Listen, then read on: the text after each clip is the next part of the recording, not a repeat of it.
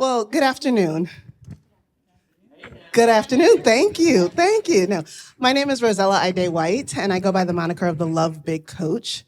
And I am also a member of the board of directors for Melanin Minds. And so I'm so excited to be here with my colleague Jessica, and we're gonna do some introductions, and then we're gonna engage in some conversation around what we understand to be revolutionary relationships, the power of them, how that supports us. That would be great. How they support us and why it's important for not just our mental and emotional health, but our holistic health. All right. So Jessica, how about you go ahead and introduce yourself? Well, afternoon, everybody. My name is Jessica Johnson. I'm a psychotherapist out of the Houston area. My private practice is Once and Again Therapy. I provide 100% virtual therapy for individuals and couples. So happy to be here. This is year number 23 for me doing this, so I'm excited. So I'm ready to get in the conversation, and we really try to get some answers to life's questions.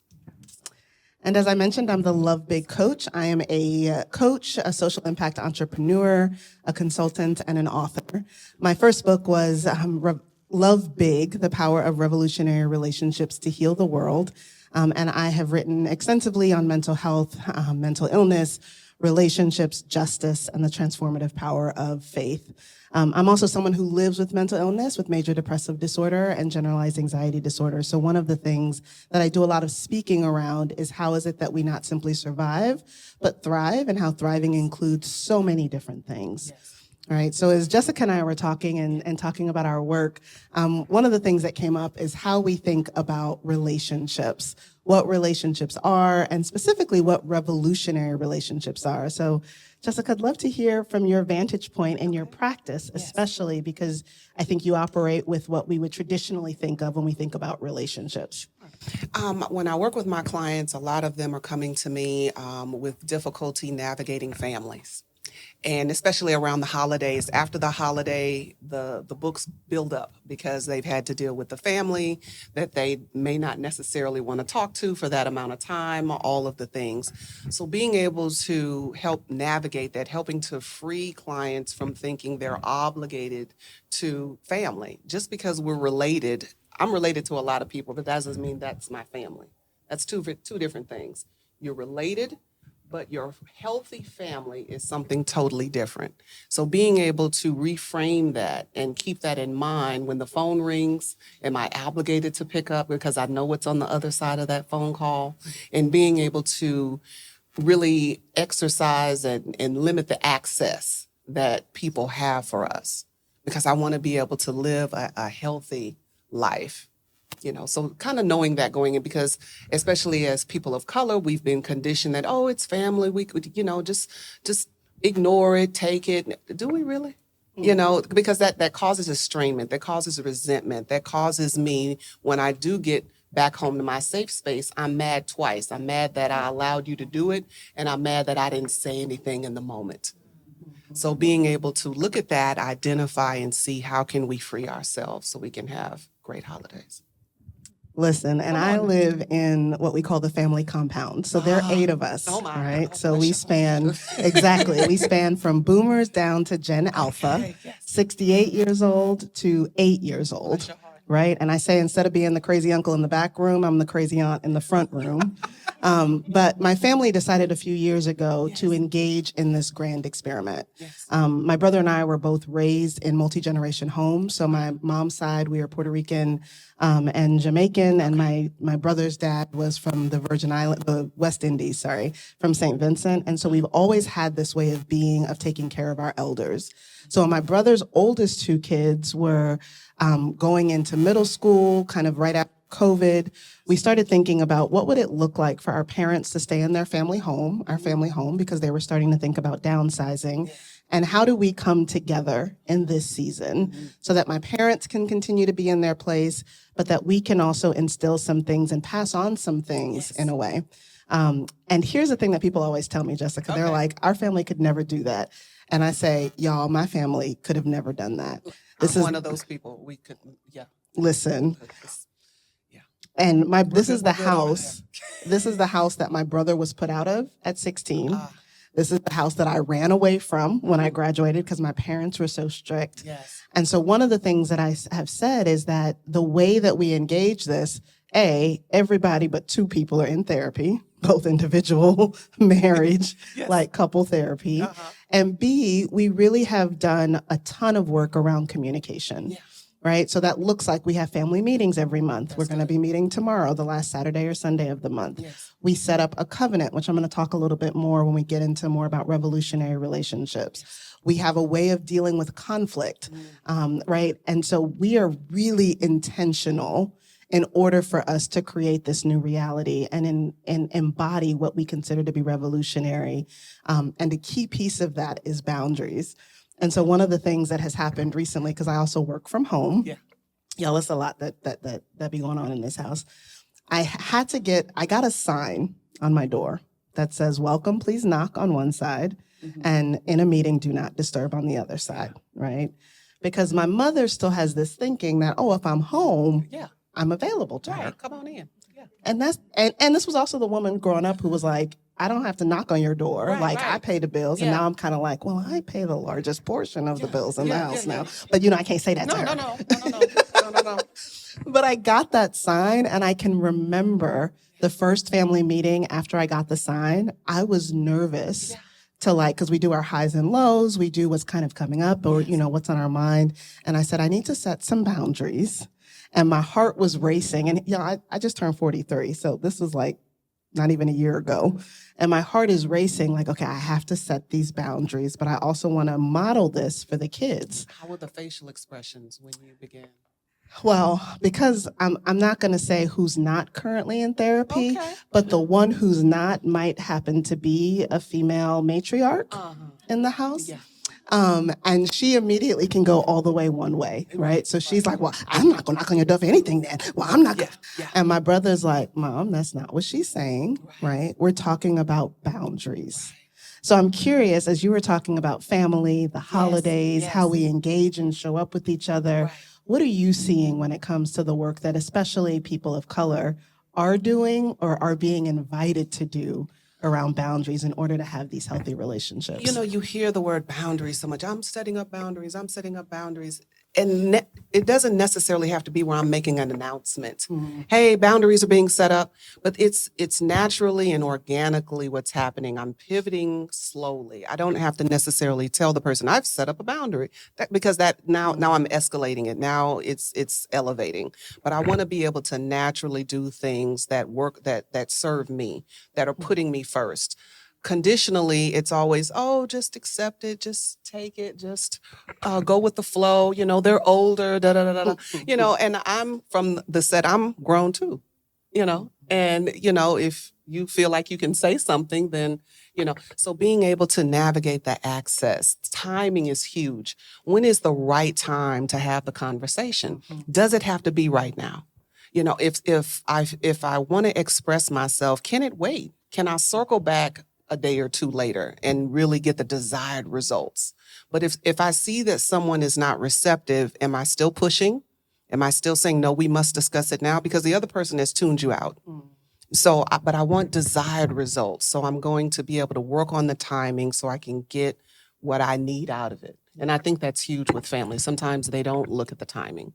Sometimes it must be right now. It doesn't really have to be. It can wait, because when I do implement the timing, now I've been able to think about it. Maybe it wasn't so big. Maybe it really wasn't a big deal. I've had time to process it now. And so that's a good coping. Yeah. Well, and I think about that as one aspect of what we would consider to be revolutionary relationships, right? Boundaries. Yes. And also having the self-awareness to be able to navigate relationships, especially those that are familial and or close.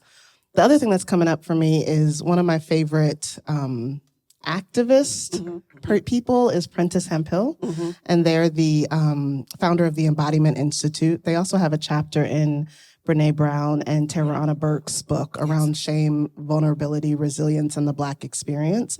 And Prentice says that boundaries are the space between which I can love myself and love you well. Right? So boundaries as the space between which I can love myself and love you well. That's really good. And being able to know within that radical acceptance. When I know how a person is, now I know how to adjust. Now I know how to shift so it's not affecting me head on like it used to. If I know what I'm getting from you, now I know what to pivot. Now I know how to treat you. Now I know where to put you in my life. Not everyone's on the same level in my life. People are in different levels, different phases. So being able to implement the radical acceptance when it needs to be. I accept who you are. I see what you can offer. And maybe your capacity this is as good as it gets for you. Yeah. And I understand that. So now I know where to pivot so we can have a healthy relationship. So I hear the boundaries, the radical acceptance, Timing. right? And the timing piece of it, the emotional awareness and intelligence that we have. Yes. So I'm curious about this phrase, revolutionary relationships, partially because I've written about it, but also... So she got a leg up. You hear that, right? I'm kidding. No, I mean, because you practice this, right? Yes. This is, I think, the work, the therapeutic work is for us to be in revolutionary relationship first and foremost with ourselves, right? And then with others. And I think about that which is revolutionary in the context of relationships, and again, writ large, as that which is life-giving or creative, that which is justice-seeking or liberative, and that which is healing, right? So revolutionary relationships are those which are life-giving, justice-seeking, and healing. And I'm curious, as you think about that and as you think about your work with individuals, with couples and families, how are you seeing that come to life? And how does that show up for you in your work? Sometimes, or a lot of times with my clients, there are, for lack of a better word, lopsided relationships, and especially with the couples. One person is growing, evolving, and the other person is not. And they don't want to. Why aren't you the way we were when we first got together? Why aren't you, I remember, fill in the blank. But knowing that relationships grow and they move. And personally, I want someone who's going to evolve with me. I'm not who I was 5 years ago. I'm not who I was 6 months ago. And so not looking at that as a negative, but that should be applauded, that there's growth, there's new way of thinking, there's, improvement. And sometimes in relationships, whether it's platonic or romantic, that's not accepted. It's not condoned. It's not celebrated. And so being able to have healthy relationships where there is growth, where there is marked change and progress. That's what we want in relationships. Was there some progress? We're not where we used to be. It was fun back then, but there's some growth. Oh, and I love how you say that's what we want, because I feel like so many people don't want growth. And or are afraid of what growth means. And maybe that's it, right? And digging into the fear, where does that fear come from? If they don't want it or there is some hesitation or fear, let's peel back and find out where that fear is coming from. Where did it start? At what point did you notice the change? Was it in your adult years? Did it start back when you were younger? Let's pinpoint where you noticed that demarcation, and let's go from there and try to disrupt that. Yes. Because that's what therapy is about, disrupting. Yes. So we can thrive. Let's get past the speed bump. Let's get past that pothole, because we're going to have other potholes. So when I see it again, I know what works for me, so I don't get stuck there and stay in that thing like that. Yeah. And I love that you use two words, change and disruption, right? Because we know that change at its core is a disruptive experience, relationship thing, right? That shakes us up. And then I often say, before we get to the transformation, you have your change, which disrupts. Then you have the transition, which is actually the psychological work that we do to deal with and manage the change. Yes, and not being able to a lot of people put the pressure on, I'm in this disruption, this transition stage, and I may have regressed a little bit, but that's part of it. It's not going to be full steam ahead, no stops.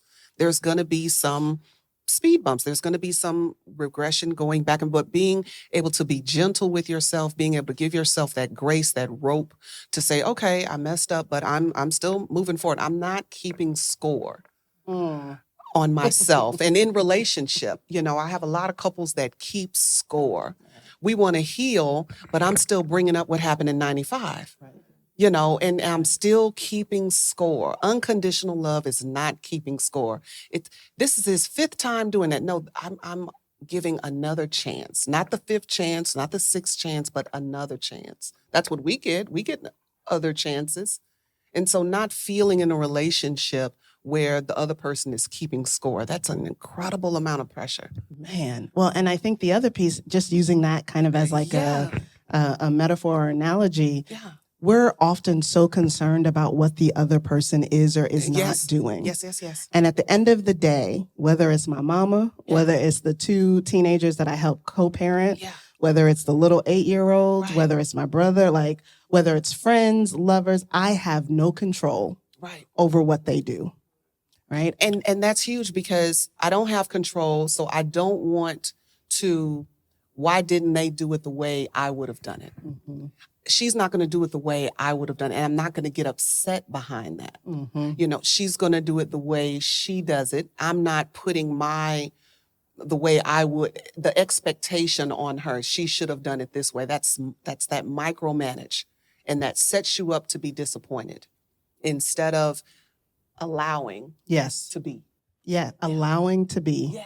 And going back to 2 things, the boundaries piece of it, right? Because then I get to choose at some point. Mm-hmm. If the person has done whatever 5 times, it's not so much about making them do something different the 6th time. No. It's about me choosing how I'm going to show up or not in the context of that. Right. But it also goes back to when I think about the first revolutionary relationship we have is with ourselves. Mm-hmm. For me, it goes back to how am I trying to outsource either my care of myself, the needs that I have, whatever it might be, to whatever party in my life, versus me taking full-on responsibility for it. Yeah. Because it's no one else's responsibility to do those things and even to care for me in those ways. And that's something that a therapist and I worked on. Yeah, I think one day I'm going to write a book about my therapy experiences because I've had all sorts.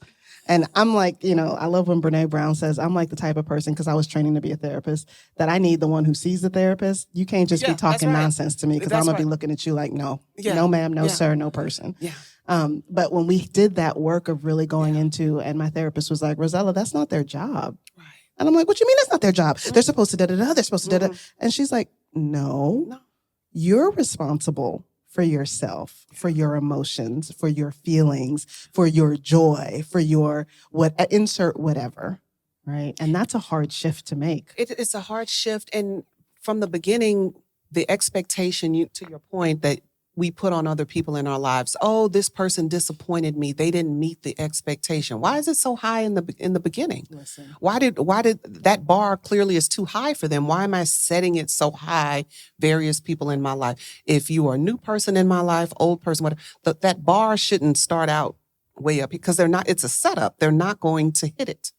And so being able to keep realistic expectations on the people in our lives, because disappointment will come. And so I don't want to set myself up to be, And that's when, for me, it's like I come back to the reality that we're all human. Yes.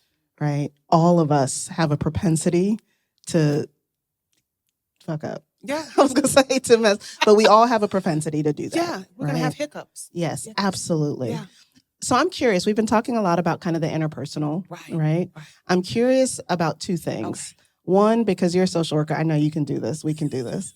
One, about kind of the meta, right? How does this conversation around revolutionary relationships apply to our collective way of being, especially as we think about just the times that we're in, right? So much at the core of human connection is relationship, is this desire to be seen, to be known, to belong, to be a part of something. And I guess I'm curious, as you think about the work you do individually, what is that for you? And even if it's just like off the dome, how does that translate into kind of our collective well-being? Being able to have or curate healthy relationships. And it doesn't have to be some people think, I must have all of these people. Not necessarily.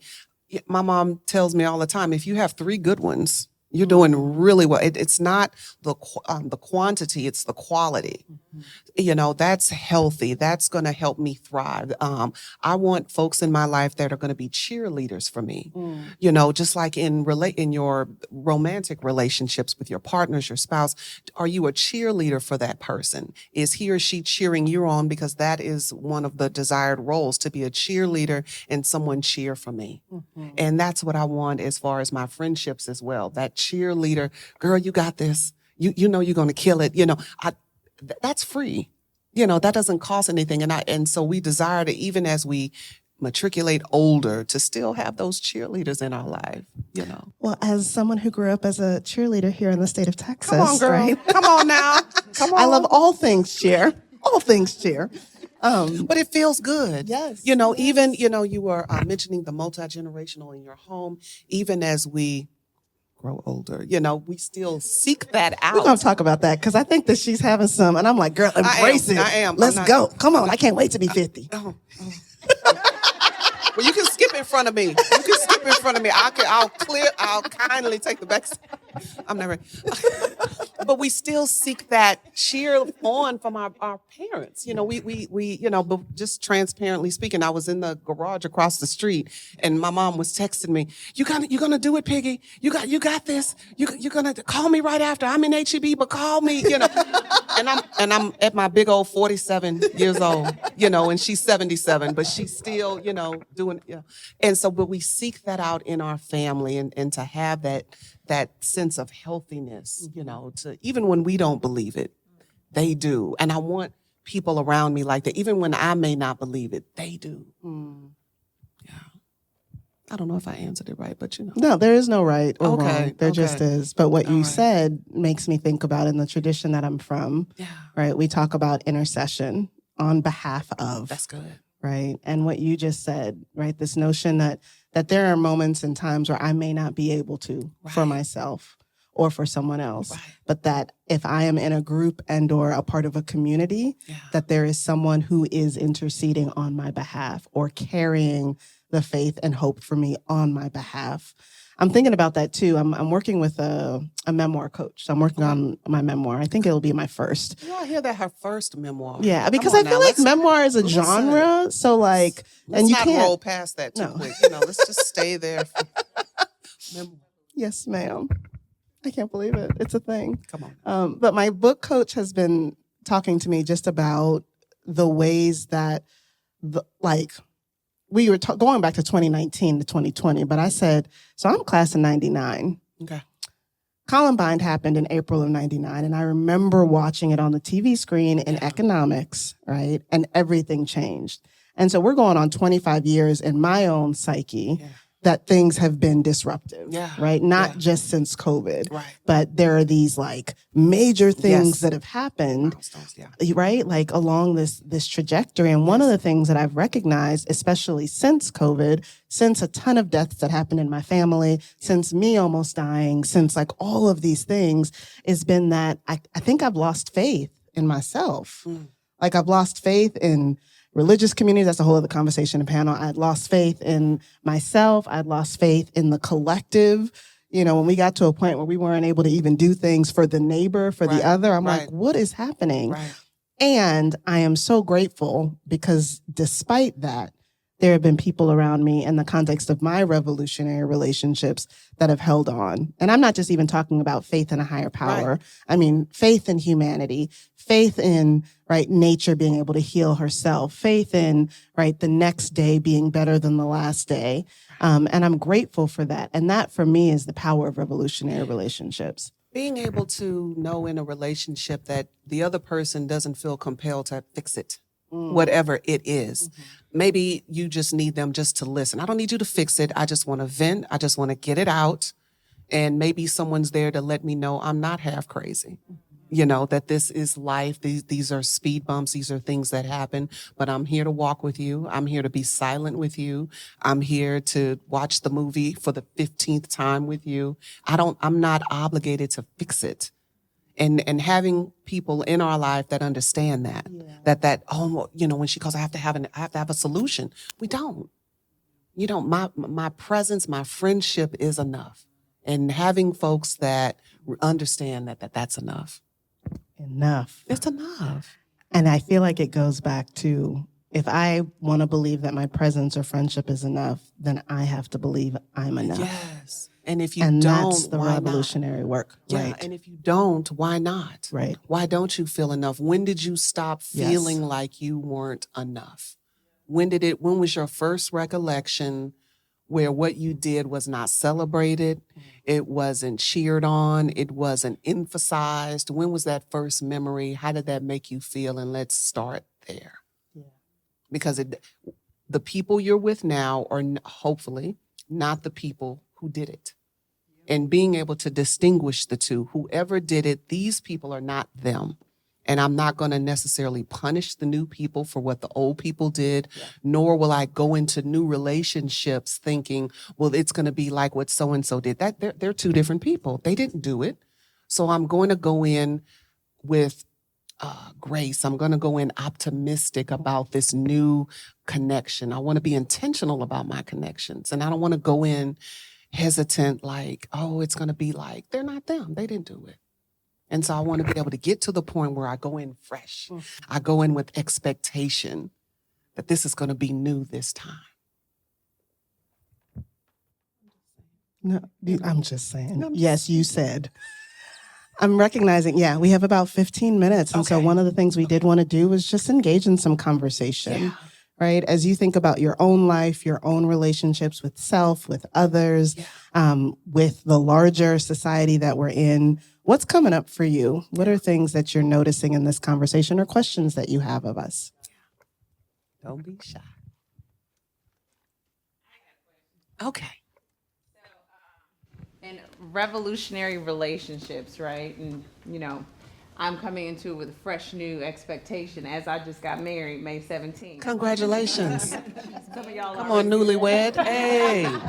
So this week, he's been like saying, drink your water, drink your water, drink your water. Great, because I need to drink my water. I need to stay hydrated. Right? Yes. But he is certainly like feeling himself like, I'm making sure you drink your water. Like, oh, you feeling better because you hydrated. Okay. And I say, yes, sir. You're absolutely right. You're absolutely right. However, I did reflect to myself and I said, okay, what are some of the things that I'm doing that I don't want to keep count, right? Like what you were saying, I don't want to keep count, but in a way of knowing, because I feel like I show up in such nuanced ways in the way that I offer, support and transformation and reflection and that growth piece, because I am the one to call for that.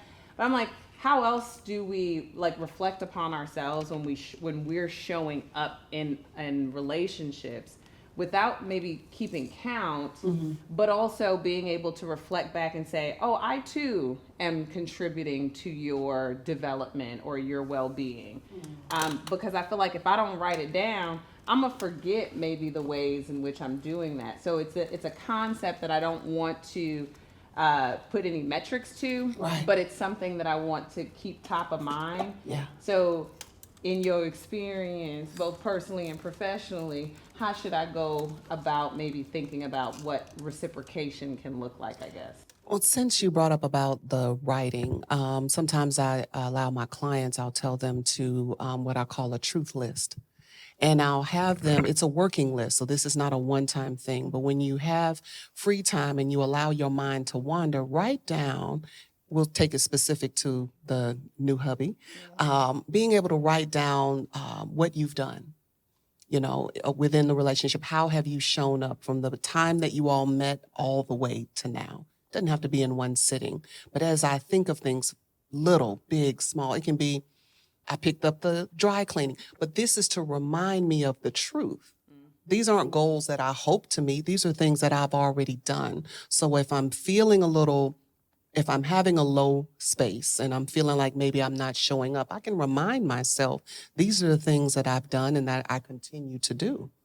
And so that helps to keep me up. And you can also do that for yourself. If you're having self-awareness, self-esteem, I'm able to remind myself, this is what I've done, because when I'm having a low moment, I've been there before. Back when I looked at entry number 5, that reminded me I've been here before. I can track and correlate that. So that helps to dig me out quicker so I don't make a nest in that rumination. I don't want to make a nest there. I don't want to get comfy there. I want to be able to have the moment and then quickly get up out of that.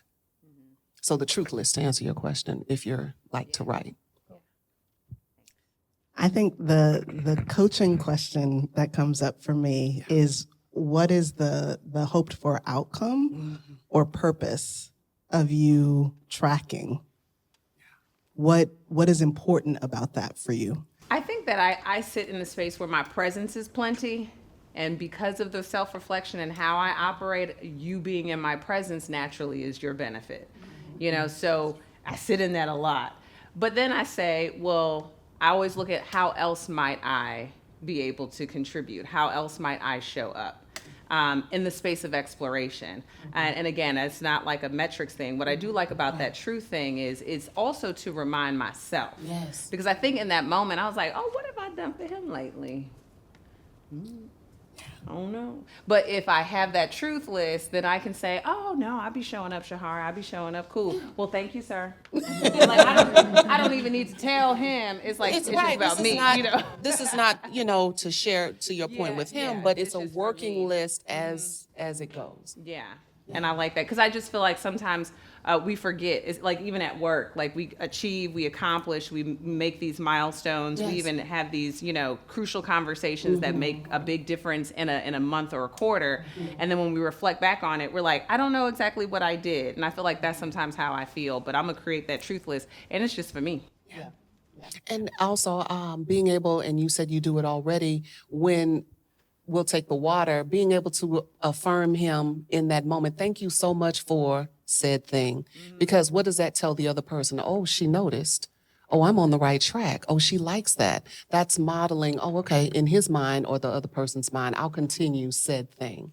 So never discounting that. Thank you so-and-so for XYZ, because I low-key want them to continue that. So I'm going to acknowledge that, oh, they noticed. Okay, I'm going to keep doing that. Any other questions? What are we looking like on time? Go ahead. We got time. It's about 6 minutes. Okay, I'm gonna take mine into the parenting space. So for me, my daughter is 9. I think she's all the best parts of me and equally some of the worst parts, But I do know that when she was little, I was very heavy in a depressive state.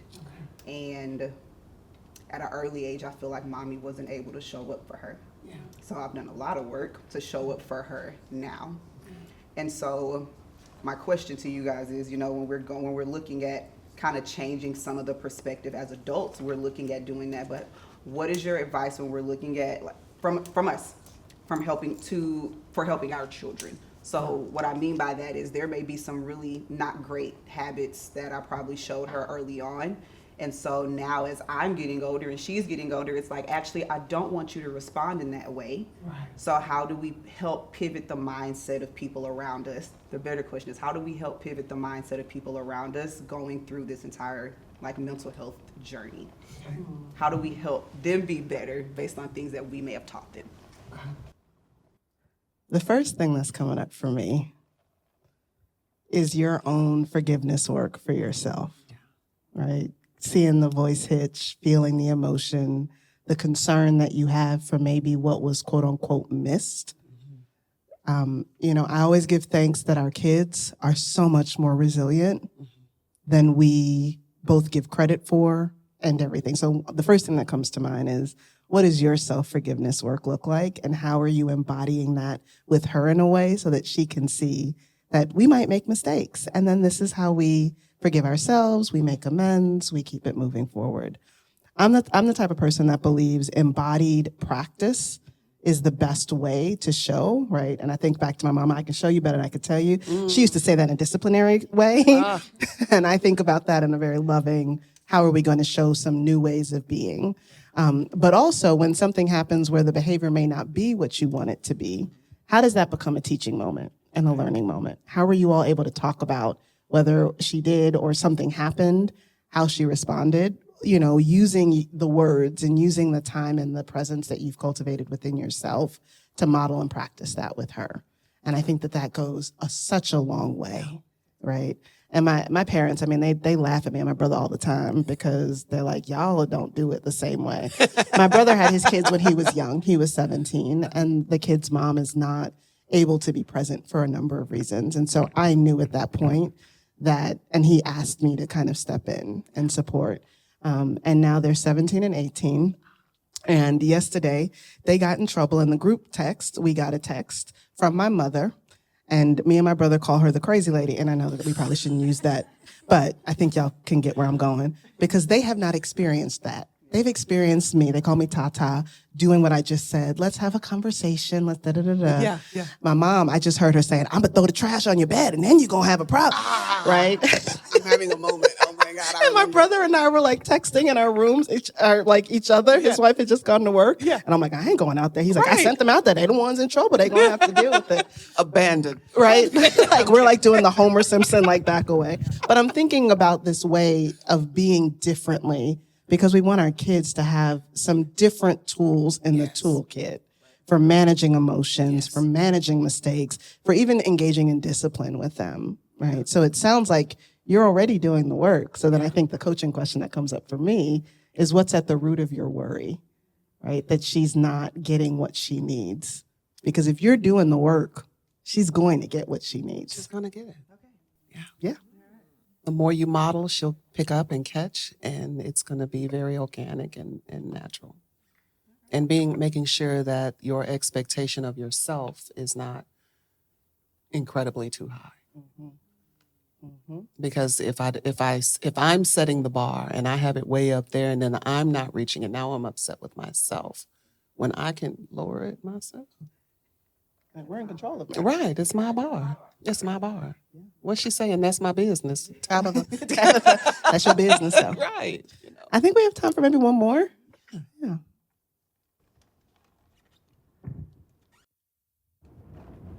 I just want to jump in just to add a little reassurance. I lost my husband 6 years ago. My daughter became without a father. I constantly had started, I think within that first year, to always reassure myself I'm doing the best that I can at this point in time, right? There's nothing about it that you could have changed, but you can't change the future. And that's what I always remember. Well, Jessica, I would be curious about, how can people get in touch with you? What do they need to know to connect with you? All those things. Since you brought it up, Once and Again Therapy, ANN, onceandagaintherapy.com is the website. I am by appointment only, take all major insurances and private pay sliding scale. The phone number at the office, 713-853-9061. That's 713-853-9061. I'm also on IG, Jessica Johnson, LCSW. You can DM me there, non-clinical questions, and follow along on this wild ride I'm taking and see content and all that kind of stuff. I also have a product out for couples, communication cards. It's called Ask Me. There's a link on IG as well as on the website where you can have deeper conversations with your partner. How can I cover you better? How do you feel when I'm not there? When was a time you were upset with me and why? These are not yes, no questions, but for the other person to dig deeper so we can identify where the gaps are and evolve and thrive. Also in the fall will be questions for fathers and sons who may have estranged relationships. It's called Dear Dad. And there will be questions that the sons can ask their dads and vice versa to see where the gaps are and where they can improve. How do you pick friends? How did you pick mom? What can we do financially together to make better decisions? But it's bringing those relationships closer and making them healthy bubbles. That's what I got. Thank you. And I would just say you can find me everywhere at Love Big Coach.